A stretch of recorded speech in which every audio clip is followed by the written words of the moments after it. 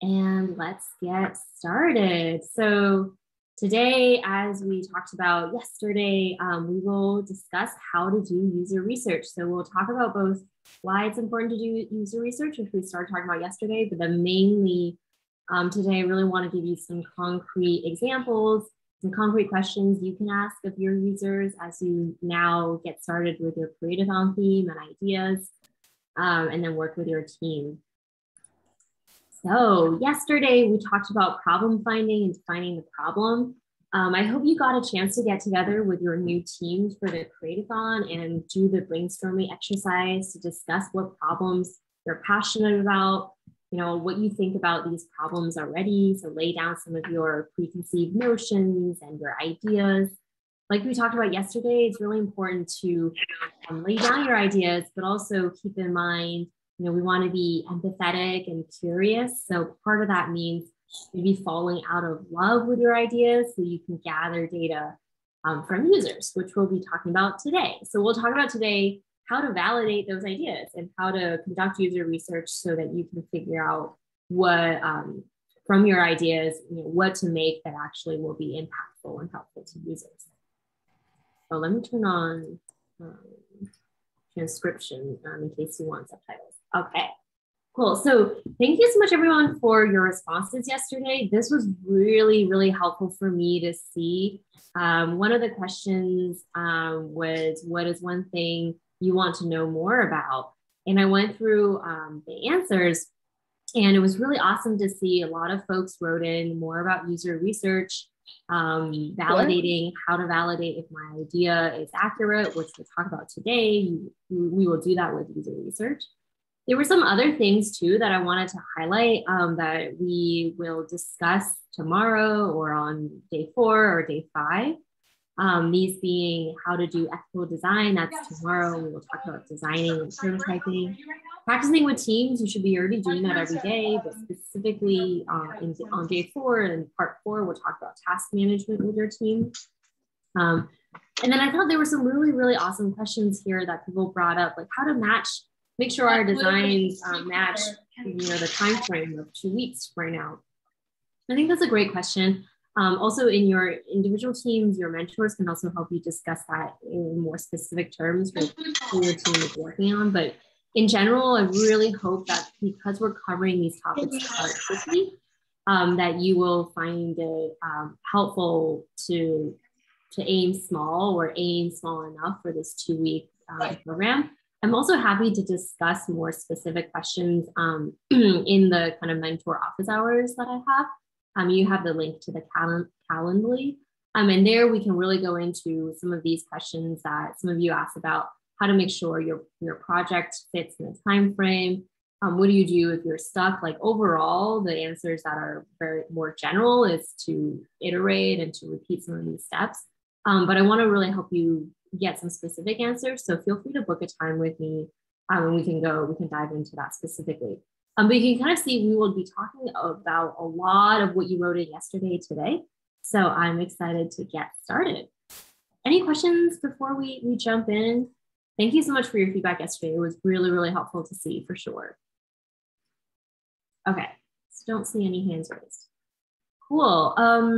Oh, by the way, so I pasted this doc in, but here is the doc to follow along today as we discuss, as we go through the slides. So why user research? Really excited to share with you this kind of funny story where supposedly Henry Ford famously said, if he created the first car, right, the Ford Model T, and he famously is thought to have said, if I asked people what they wanted, they would have said faster horses. And I think this may or may not be true, but it's kind of a funny example and very much illustrates the both sides of user research, right? So as future makers, I want to make sure that we're also discussing the nuances and maybe the downsides to some of these processes that we're talking about, because it's really important to get data from real people. Yesterday, we talked about being empathetic and stepping into someone else's shoes. It's so important to make sure that you're building something that's actually valuable and would make an impact in people's lives. But at the same time, based on the questions that you ask, and just think about if you're answering someone else's question, you might answer it in one way, but really not be, answering like, oh, I want a car, instead of, it might be more obvious to say, yes, I want to travel faster. I wish my forces were faster, right? So this is a kind of a funny example, but really what I want to emphasize to you is that, again, as future makers, we're here to create new things and innovate. And I'm here to, really want to try to help you have more tools in your arsenal so that you can create and invent all these really useful, impactful products and features for real people. But understanding what users want is not sometimes not as simple as just asking them a simple question of, what could I do to help you in your life? Because they might give you an answer that is not, quite what you think maybe should be built. But we'll actually talk about how to interview and then how to synthesize the interviews and make that actually something, inform what you design and what you build. So as a review, yesterday we started talking about design thinking. Again, I want to really emphasize we're still kind of in the understand phase here. We're going to move into the explore phase as we do user research and start ideating with users and start testing our designs and prototypes with users. But it's really important as you're doing user research to keep in the back of your head as you're writing questions. And if you get the chance to conduct either an in-person or virtual interview, curiosity and empathy is really important as the interviewer. And users will be able to pick up on that. So, some of the best practices that I will discuss in a moment really stem from these two key ideas, which is, as a researcher, it's important to not make your user feel like they're dumb or they don't know what they're talking about, because they do, right? So it's all in how we ask these very sort of understanding, empathetic questions that can really help put your users at ease and then get you the information that's helpful for your product. There are two kind of main ideas to how we ask these questions. So one is, something called day in the life. So basically the gist of this is you're trying to understand how your users approach this certain problem, whatever, the problem or theme might be. And it might be helpful for you to think about asking them questions that kind of goes through their day, or maybe it's a week, right? However it's long the time frame it might be that they're surrounding using this problem. So for instance, yesterday I used an example of a mental health app for young people. So in order to understand what might be helpful for them in this situation, I might ask them questions that kind of goes through their day in a particular day, and then really go through a week, because we kind of know that a lot of these behaviors are cyclical or changes day to day in a week, right? Or even in a month. The other theme throughout all of these ways that we're going to ask questions is really understanding needs and then doing a kind of an analytical approach to the user needs. There's something called functional needs and emotional needs. And this means basically what it sounds like. So a functional need, think about it, if I'm designing a door handle, right? Something we're all familiar with. What does a door handle need to do? Well, it needs to open and close a door, right? Is there anything else you can think of that a door handle might need to do? Someone shout out or maybe type in chat. What are some functional needs? Like, what does a door handle need to do for it to be effective? Any thoughts? Lock doors. Yeah, that's a great one. Yeah, so it needs to be part of like a door locking mechanism. Yeah, open a door. Yeah, go ahead, Sahana. It should be able to be a shape that your hand fits around.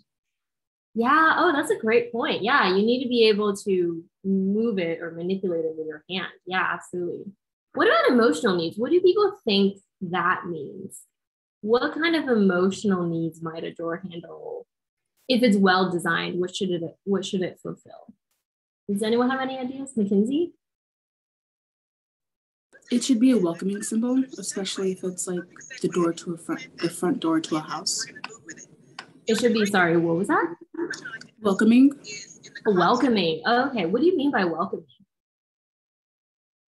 I mean, like it shouldn't be intimidating. It should be maybe something people are familiar with, so that, let's say if you're entering someone's house, it's a good sign to say, oh, you can come in, have fun, do whatever you do. Yeah, that's such an awesome point, Mackenzie. Like a door handle, an emotional need for a door handle shouldn't be intimidating. I love how you phrase that. So I think, people, I think you kind of understand, yeah, like I see some things in the chat. Does it make you angry? Does it make you happy even? Yeah, so we kind of understand, even though it's just a door handle and maybe, all it needs to do is open and close the door and lock a door. There's something about the shape or how it makes you feel that is also a part of a user need for a door handle. Something else maybe that I think about when I think about emotional need for a door handle, is how friendly it is to approach, right? So is it obvious that it's push or pull from right when I approach the door, or do I need to fiddle with it? Am I gonna feel, kind of stupid? Am I gonna, feel awkward fiddling with a door handle that I don't know is obviously push or pull? That actually really affects me emotionally as a user, right? So that could be a kind of an interesting, subtle emotional need for a door handle.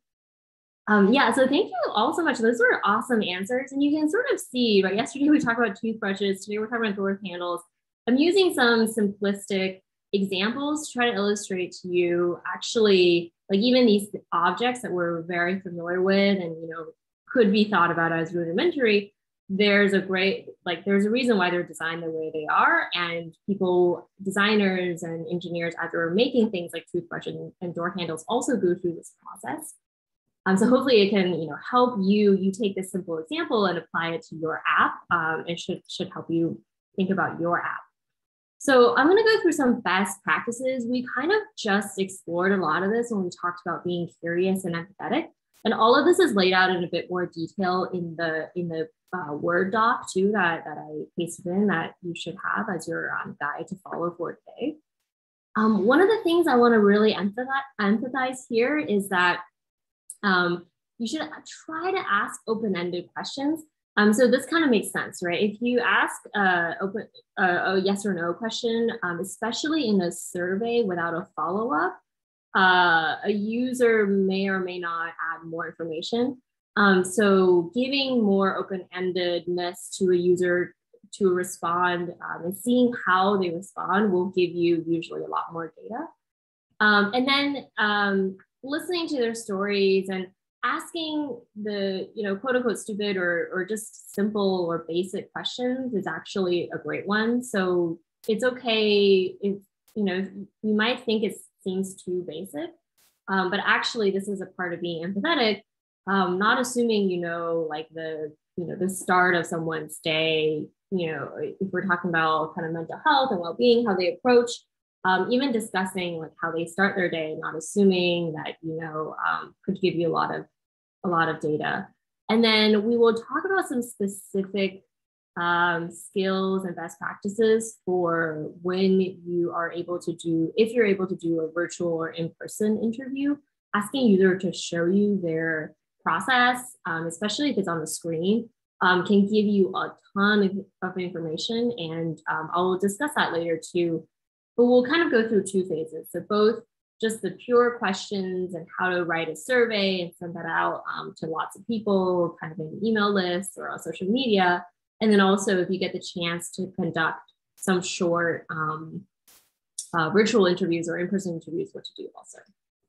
So this cheat sheet is also in your guide. And I suggest, these are some like ways to frame questions that is again non-leading and not just a yes/no answer.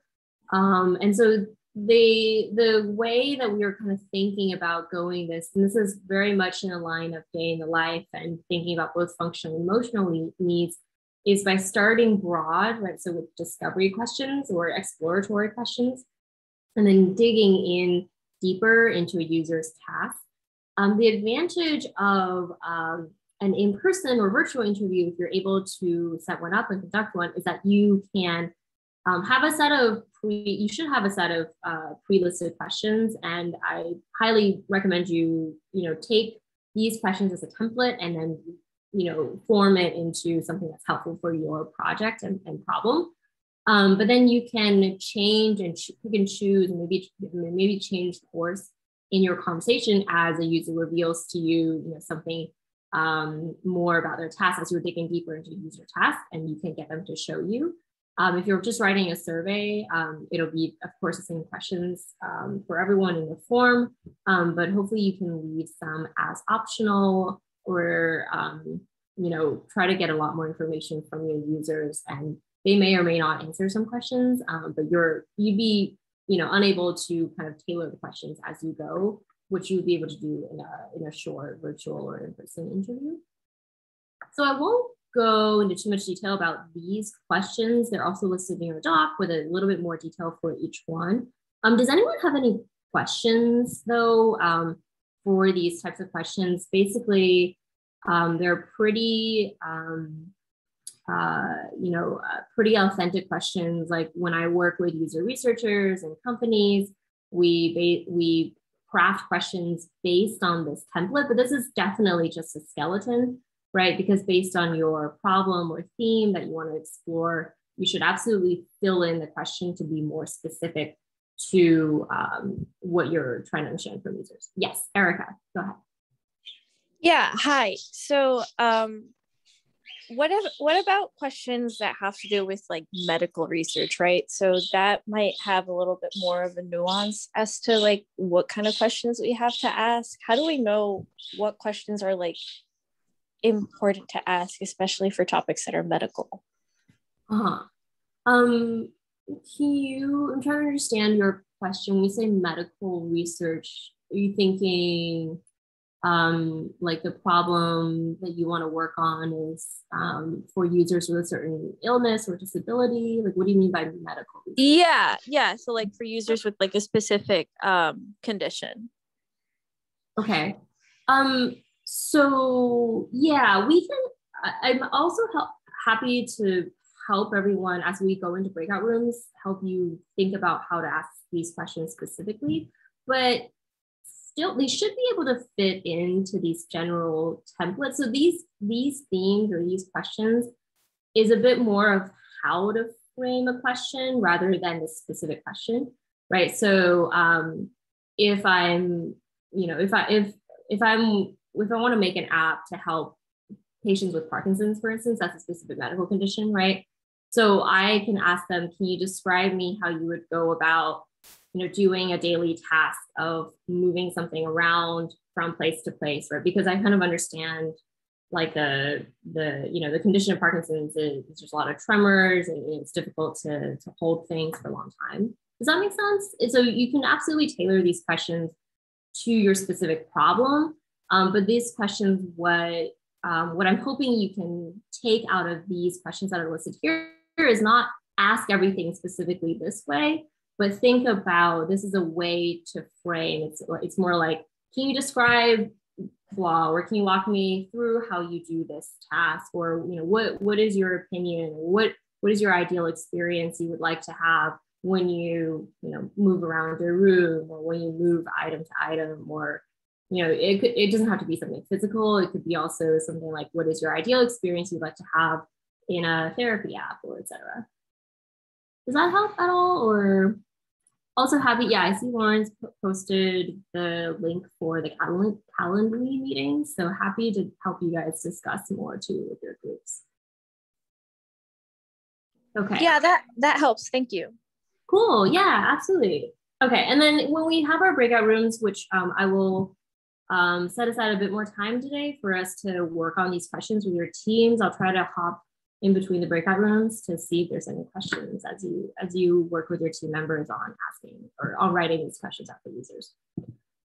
Awesome. So let's talk about roles, speaking about teams. So in your teams, you have a team, and you should all be writing out questions because you all might have a different approach to the questions you think are best to answer. I highly suggest you then work together, either writing out separate questions, then coming together and discussing them, or just sitting together and thinking about the questions together and writing them out.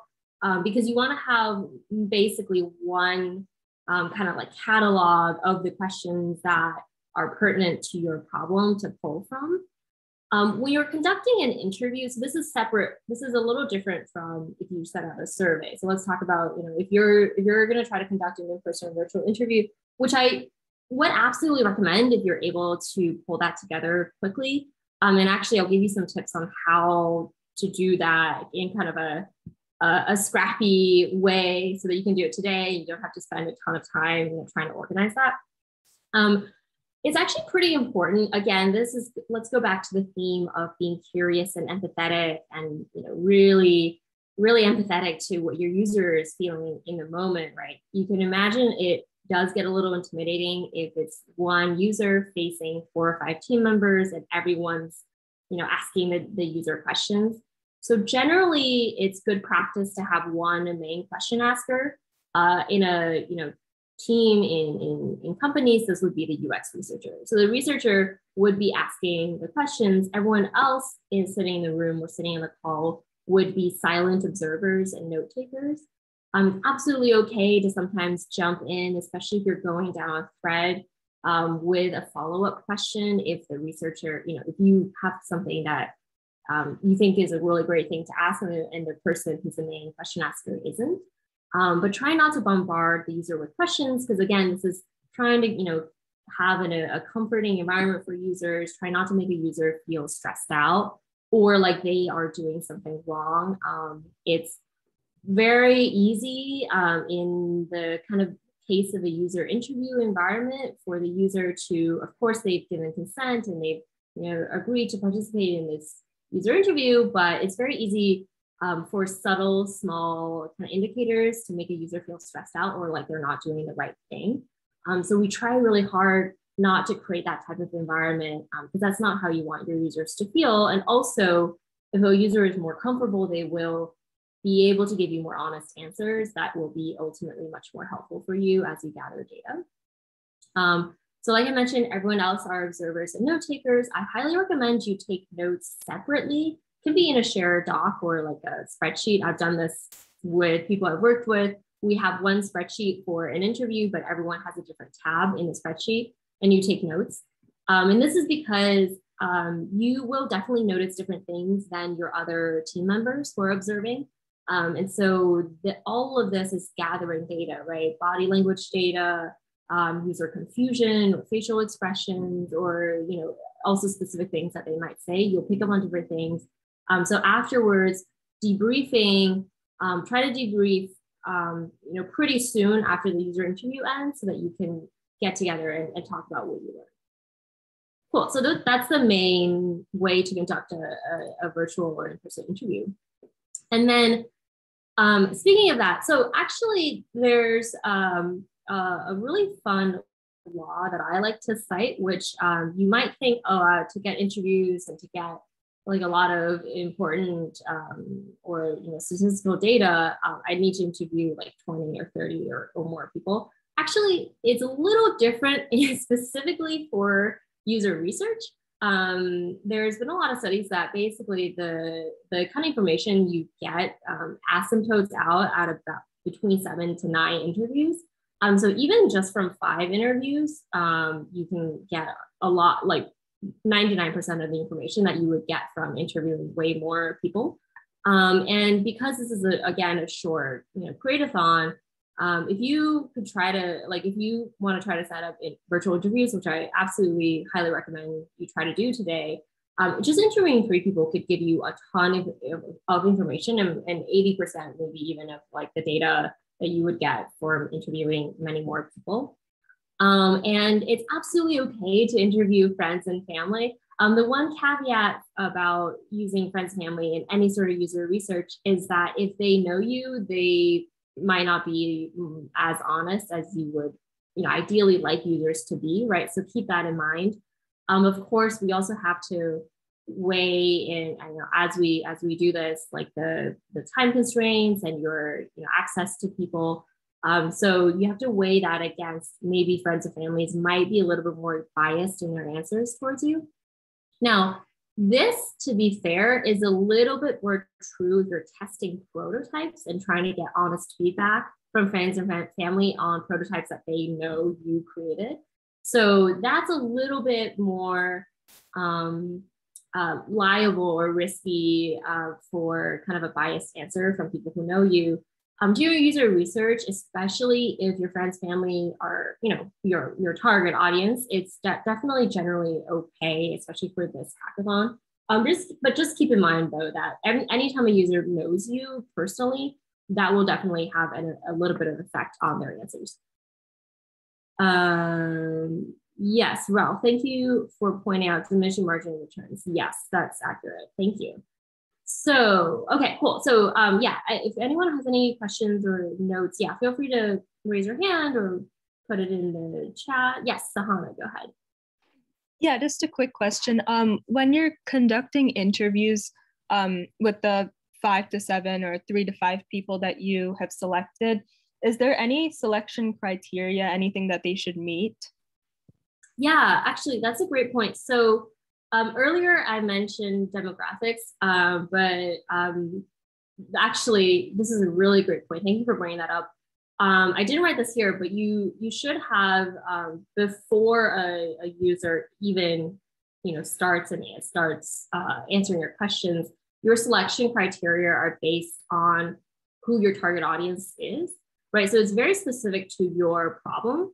Like with the mental well-being for young people, here my selection criteria, I imposed, I said young people roughly under 25. So that would be part of my selection criteria.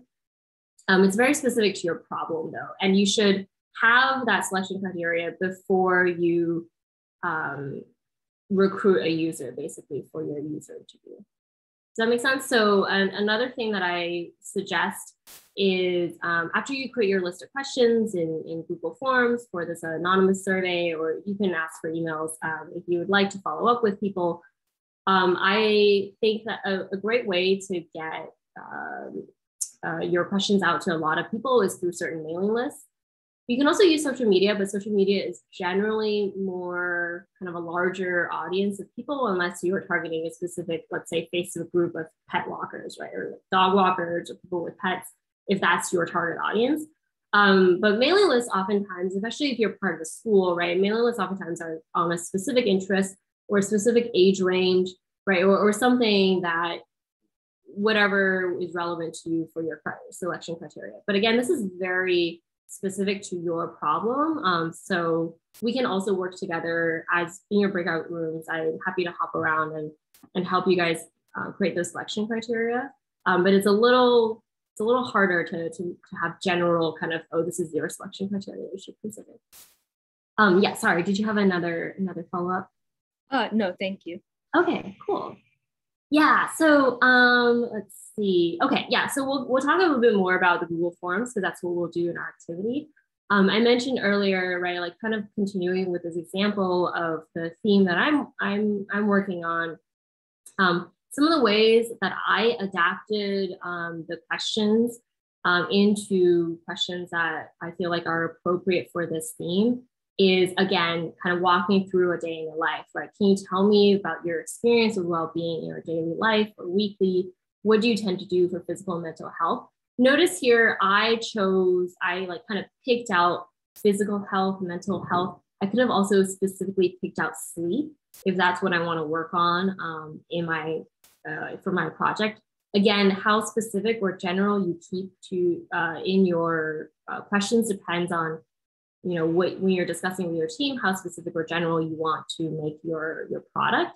Because if you're still in a high exploratory phase, it might be helpful to ask questions about your topic or theme in general, right? If you kind of already discussed with your team, you want to work on something more specific. So like an example in this case could be like sleep, right? Or physical health. Instead of having all of this language be quite general and quite broad, I would change it to say, what do you do for physical activity every day? Or what do you do for sleep every day? Can you walk me through your experience with sleep in a day, or does it change on a weekly basis? Does that make sense? So I kept these questions pretty general because it's a little hard right now because I'm not actually working with a team and making an app. But when you're working with it with your team, really you want these questions to be actually helpful to you, right? So if you're still trying to decide what to work on, then it might be really helpful for your questions to be broad. If you already know your specific theme, then you should, again, still use the template, but then make sure your specific task that you're asking users is quite low level and detailed so you can get the data that's helpful to you. Another thing I want to point out about questions. So I just pulled out one question in the exploratory phase and understanding, digging deeper. One question about kind of asking them, what issues do you encounter, right? What problems do you encounter when you try to keep up with mental health or keep up with, physical health or good well-being? And then another question is kind of under the opinion category. Again, you'll see all these categories in your doc with a little bit more detail. So the opinion is a really interesting category because, again, like we talked about earlier with this kind of two-sided coin of getting user data, it's absolutely okay to ask users, what do you need? What is not working for you? What would you like to experience? But then the caveat I would mention to you, like with the Henry Ford example, is to take that information and not follow it to the T, right? Put on your cap of being this feature maker and innovator and think about, from the information that the user is giving you, what is the actual product that you will make to help them? So it might not be, exactly what they're saying. If they're saying something like, I wish I could exercise every day and I wish I could get notifications all the time to get me to go out and work.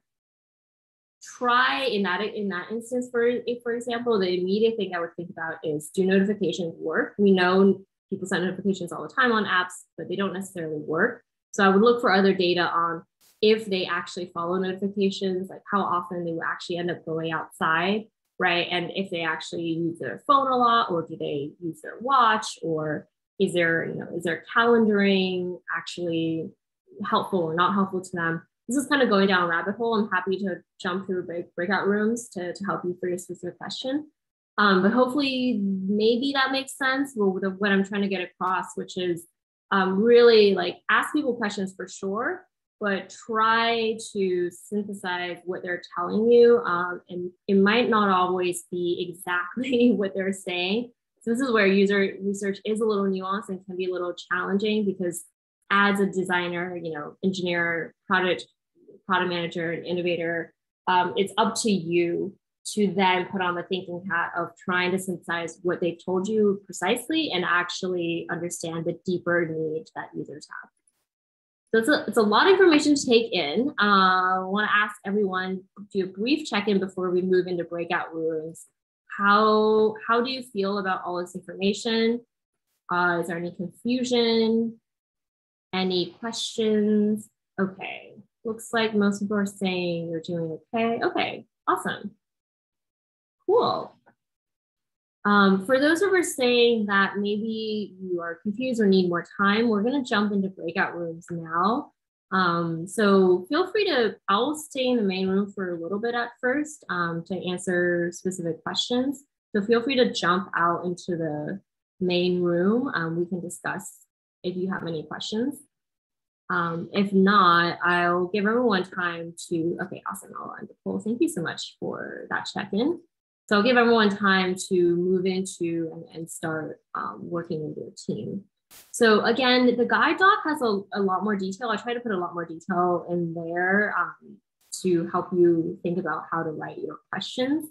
But really, I would highly recommend working off of the template and then seeing what makes sense for your problem specifically, especially if you're following something like a day in the life, right? It probably flows best to start high level and then ask them to go through their day and then ask them about specific parts of the problem that they're dealing with, which is what's listed out in the guide doc. So I will open up breakout rooms unless there's any questions.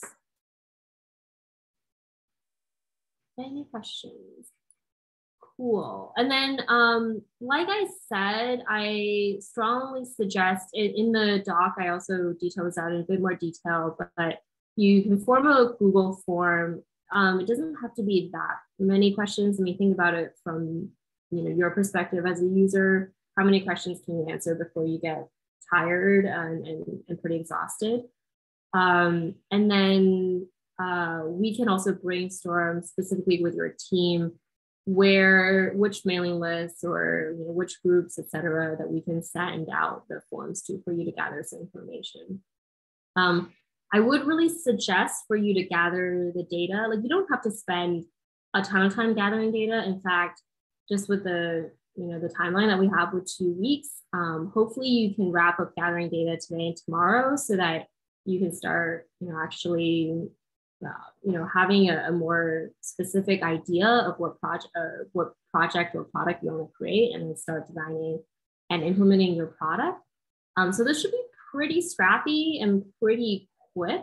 So if it doesn't feel quick or scrappy, if it feels like something's going on and you're spending way too much time on it, definitely definitely like raise your hand or highlight that to me. We can go through and figure out how to get the questions so that you gather user data, but you're not spending way too much time on it in the time frame of this 2-week program and 2-week create-a-thon. So that's also my last piece of